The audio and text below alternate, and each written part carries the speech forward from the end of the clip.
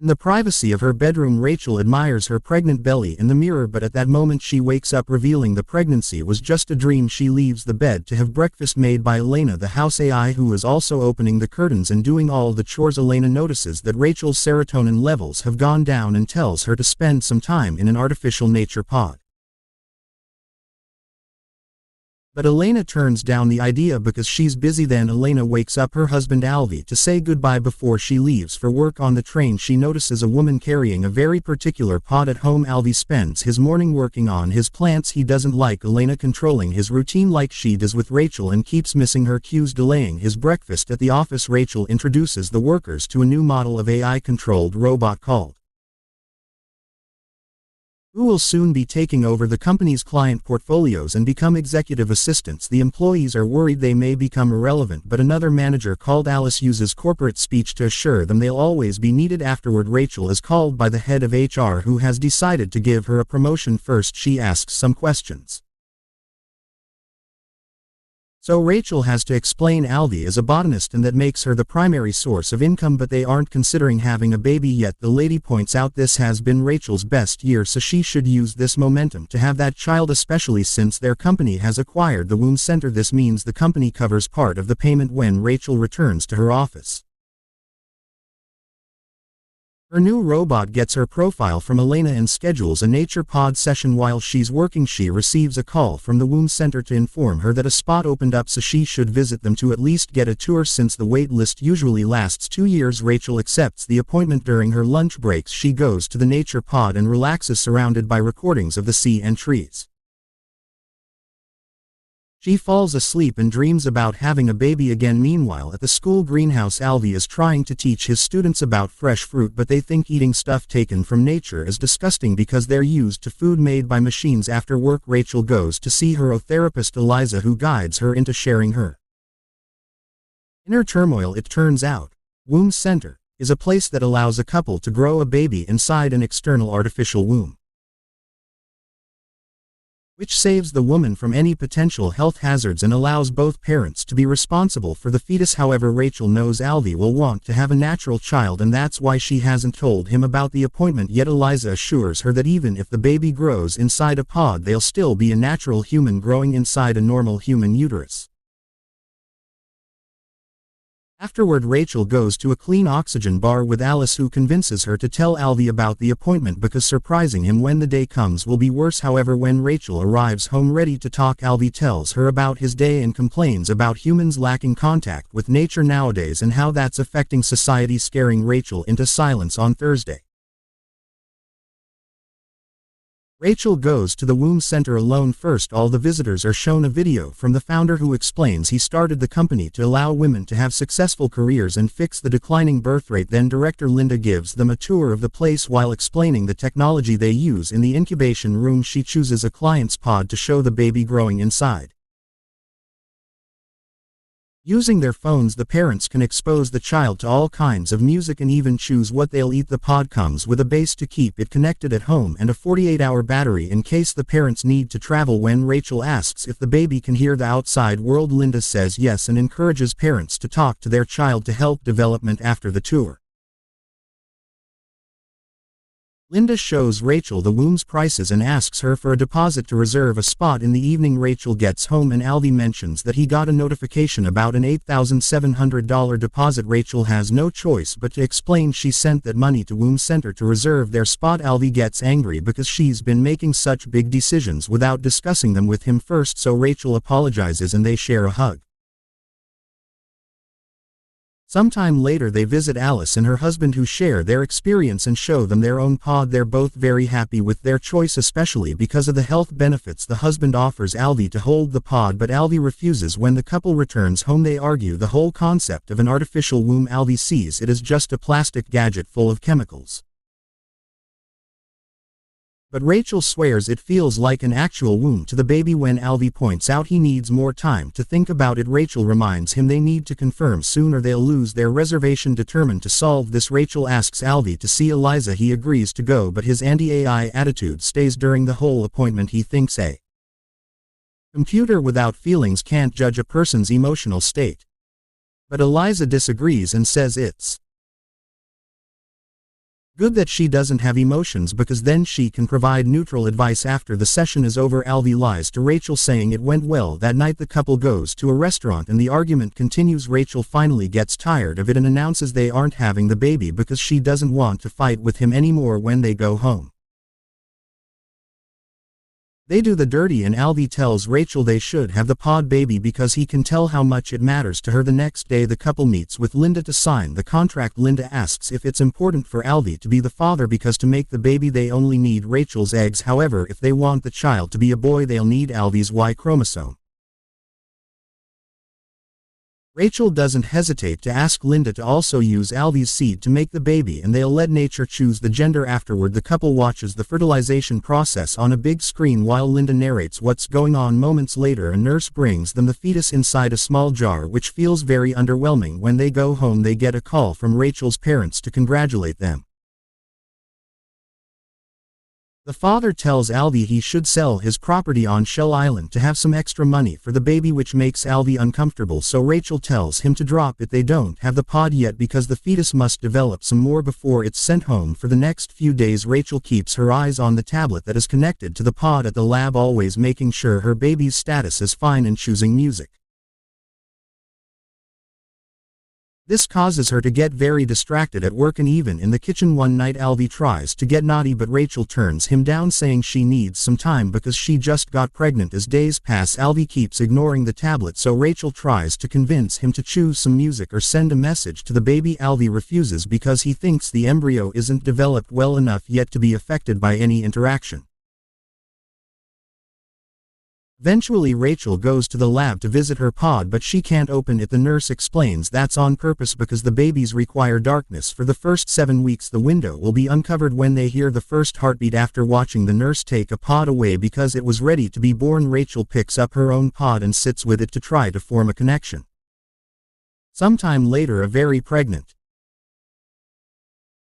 Rachel gets a C-section in an operation room, but instead of a baby she gives birth to a hard-boiled egg. At that moment she wakes up realizing it was only a dream. The next time she visits Eliza she tells her about her dreams. However, Eliza thinks analyzing dreams is a thing of the past and modern science has concluded they're random. But since Rachel insists, Eliza points out the dream as validating Rachel's choice to use an artificial womb. A few weeks later the couple visits the lab and they finally get to hear the baby's heartbeat. The nurse opens the little window and they get to see their baby, who is still tiny and not very exciting. Some couples take the pod home but most of them keep it at the lab for safety, so Rachel and Alvy do the same. More time passes and Rachel finishes decorating the baby's room. Alvy wants to put a real plant in it but Rachel thinks a hologram plant would be safer for the kid. A very offended Alvy storms off saying he'll plant this on his island instead. This prompts Rachel to ask him to sell the island since they never go there anyway, and Alvy reminds her they don't because Rachel never wants to go when he asks. It turns out Rachel doesn't see the point in driving 3 hours to go to that island when there are nature pods in the city. Alvy snaps and says he refuses to raise a child in a nature pod. Later Rachel goes to a public pool and can't stop staring at a pregnant lady. The woman lets her touch her belly and Rachel is amazed by the feeling of the baby's kicks when she mentions her own external pod. The lady calls her lucky and explains she wanted to do it like that but she wasn't selected. That night Alvy comes home and discovers Rachel has brought the pod without discussing it with him. Rachel explains the pod is finally in its home period so they should spend more time with it. They set it up in the bedroom and when their cat tries to get closer Rachel takes her away. The next time the couple tries to get intimate Alvy can't do it because he's uncomfortable having the baby nearby even if it has the window closed. He decides to move the pod to the nursery and trips on his way there but thankfully he doesn't drop it. When they go back to bed they hear the pod making a noise and rush back to the nursery. Alvy accuses Rachel of forgetting to feed the baby and Rachel snaps, reminding him that he has access to the app too and they should share the responsibility. Sometime later the couple joins a tour around a private school since Rachel's company owns the place. One of the benefits is having part of the tuition covered. While Linda shows them around, Alvy notices many of the activities are done by robots and the kids just watch. A foreign mother asks Linda if she has accreditation from the Board of Education, so Linda has to explain their government no longer funds education and they must depend on companies. A father mentions he met a pod baby who couldn't dream, and Linda confirms this is a side effect of the artificial womb. However, she doesn't see it as a problem since dreaming is useless. One afternoon, the office robot tells Rachel that her productivity has decreased. But she ignores it. At home, Alvy is taking care of his plants when his phone suddenly receives an alert saying the pod needs food. He rushes to feed the pod and realizes how satisfying it is.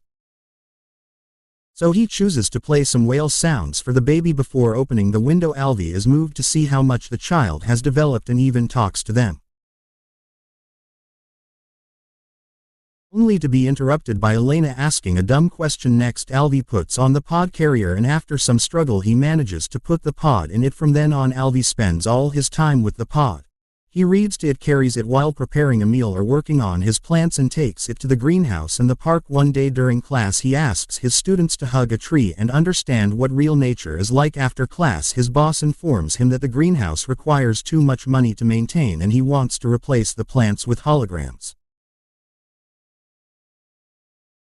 which leaves Alvy very angry. That night Alvy cries during a penguin documentary and Rachel wonders if he should be stuck with the pod all day, but Alvy swears he's fine and doesn't want to send it back. The next day Rachel finds dirt from the plants on the pod. Later, during a dinner party with friends, she tells Alice that she's worried about Alvy not taking good care of the pod. Alice says Alvy is just excited to be a father and points out he's one of the few men who wear the pod at the front. One of their other friends is pregnant and hearing her experience makes Alice jealous. The following morning Rachel wakes up and panics because she can't find the pod. As she searches the room she looks at herself in the mirror and notices she's pregnant. When she tries to show Alvy she wakes up and realizes it was another dream. From then on she feels very awkward while spending time with the pod. A few days later Alvy receives some books from her mother about attachment therapy, which includes a theory that says spending time with the baby helps them develop empathy. Rachel points out that the entire point of using a pod is detachment, and Alvy replies that mixing different philosophies could be healthy. Rachel finally admits she isn't feeling well about all this and convinces Alvy to see Eliza together.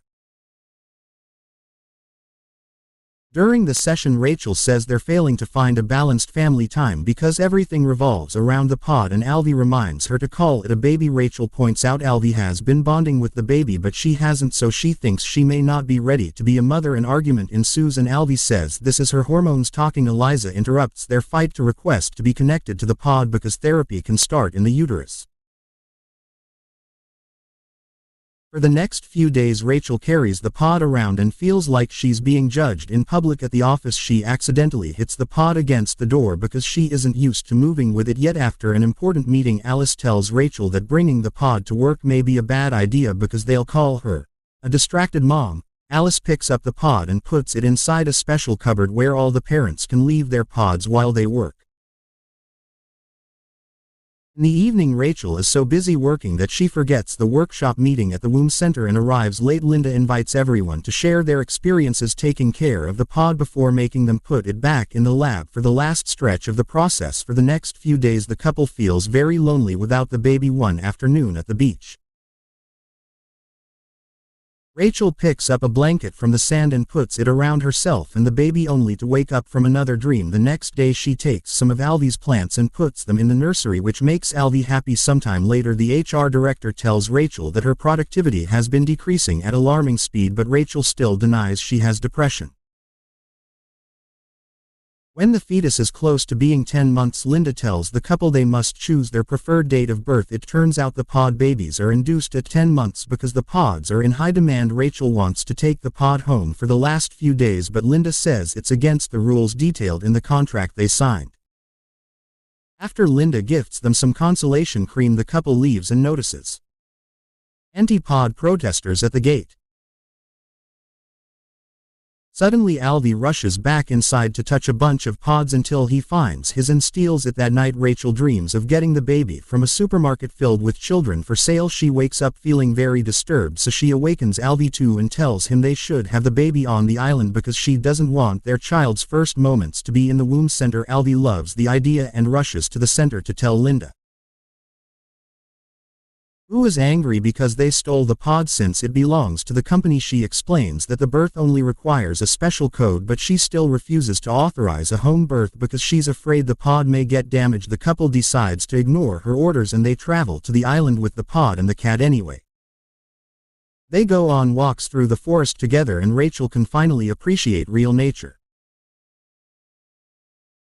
One night Rachel notices the base isn't turning on, which means the womb center remotely disconnected their access. Rachel panics and wants to take the pod back, but Alvy calls it blackmail and reminds her the pod has 48 hours of battery life. The next morning the couple is woken up by a song coming from the pod to announce the baby is ready to be born.